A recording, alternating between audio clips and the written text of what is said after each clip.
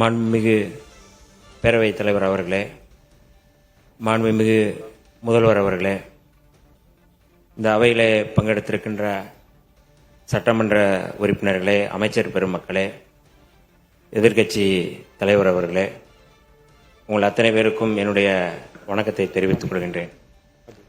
மாண்புமிகு முதல்வர் அவர்கள் மிக முக்கியமான தமிழ்நாட்டுடைய உரிமை, தமிழர்களுடைய உரிமை என்கின்ற அடிப்படையில் ஒரு தீர்மானத்தை முன்மொழிந்திருக்கிறார்கள்.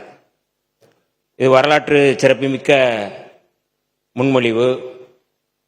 நாம் அத்தனை பேரும் சட்டமன்ற உறுப்பினர்கள், தமிழ்நாட்டு மக்கள், தமிழர்களுடைய உரிமைகளை பாதுகாக்கக்கூடிய அத்தனை கட்சிகளும் மாண்புமிகு முதல்வர் அவர்கள் முன்மொழிந்த இந்த முன்மொழிவை எந்த பாகுபாடும் இல்லாமல் ஏற்றுக்கொள்வார்கள், ஏற்றுக்கொள்ள வேண்டும் என்கின்ற கோரிக்கையை முன்வைத்து விடுதலை சிறுத்தைகளின் சார்பில் முழுமையாக இந்த தீர்மானத்தை வரவேற்கிறோம், பாராட்டுகிறோம். இதற்கு அடுத்த முன்னெடுப்பு என்ன என்பதையும் நாம் தெளிவுபடுத்த வேண்டிய தேவை இருக்கின்றது.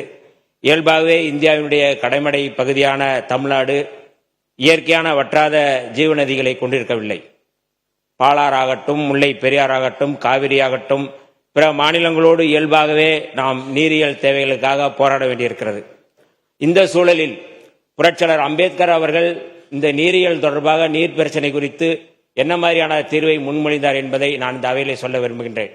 1942 முதல் 1946 வரை ஆங்கிலேய ஆட்சியின் கீழ் அமைந்திருந்த இந்திய அரசில் தொழிலாளர் நலன், பாசனம் மற்றும் மின்சாரம் ஆகிய துறைகளுக்கு அமைச்சராக இருந்த புரட்சியாளர் அம்பேத்கர் அவர்கள் மிக முக்கியமான இந்த மத்திய நீர் ஆணையம் தொடர்பாக அன்றைக்கு முன்னெடுத்தது தொடர்பாக இன்றைக்கு நமக்கும் பயன்படுகின்றது. மக்களுக்கு பயன்படும் நீர் ஆதார திட்டங்களை நடைமுறைப்படுத்த நதிகளை தேசியமயமாக்க வேண்டும் என்ற கருத்தை புரட்சியாளர் அம்பேத்கர் அவர்கள் முன்னெடுத்திருந்தார்கள். மாநிலங்களுக்கு இடையிலான நதிகளின் பயன்பாடு குறித்து புரட்சியாளர் அம்பேத்கர் சொல்லும்போது, ரயில்வேக்களுக்கு மாகாண எல்லைகள் ஏதும் இல்லை என்கிற போது, ஆறுகளுக்கும் அதேபோல் மாகாண எல்லைகள் எவையும் இருப்பதற்கில்லை. ஒரு மாகாணத்திலிருந்து இன்னொரு மாகாணத்திற்கு பாய்ந்து செல்லும் ஆறுகளுக்கு முக்கியமாக இது பொருந்தும் என்கிறார்.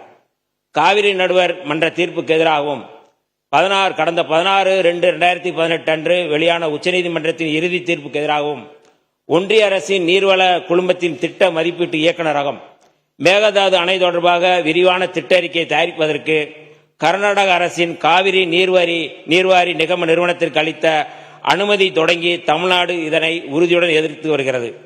தமிழகத்தின் வேளாண்மை சார்ந்த மக்களின் நலன்களில் மாத்திரமல்ல, கர்நாடகத்து விவசாயிகளின் மீதும் நமக்கு அக்கறை இருக்கிறது எனும் இச்சூழலில் மாண்புமிகு முதலமைச்சர் அவர்கள் முன்மொழிந்துள்ள தீர்மானத்தில் குறிப்பிட்டுள்ளபடி கர்நாடக அரசு மேகதாதுவிலோ அல்லது காவிரி படுகையில் வேறு எந்த இடத்திலோ அணை அல்லது எவ்வித புதிய நீர்த்தேக்க திட்டத்தை பிற படுகை மாநிலங்களின் இசைவு இன்றியும் ஒன்றிய அரசின் ஒப்புதல் இல்லாமலும் மேற்கொள்ளக்கூடாது என்பதை விடுதலை சிறுத்தைகள் கட்சியின் சார்பில் நாங்கள் வரவேற்கின்றோம்.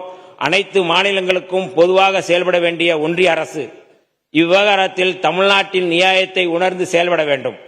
கடந்த 21/3/2022 அன்று இதே பேரவையில் இதே பொருள் குறித்து தீர்மானம் ஒன்றில் விடுதலை சிறுத்தைகள் கட்சி தங்களது ஆதரவை பதிவு செய்துள்ளது என்பதனை இப்பேரவைக்கு தெரிவித்துக் கொள்கின்றேன்.